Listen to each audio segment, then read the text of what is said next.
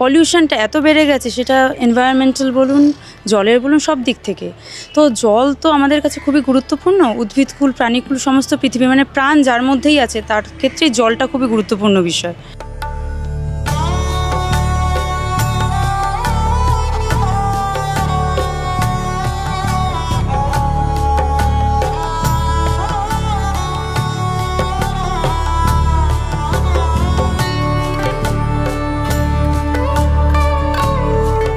মহিলাদের আলাদা আমরা একটা গেট করছি এক্সক্লুসিভলি মহিলাদের জন্যে।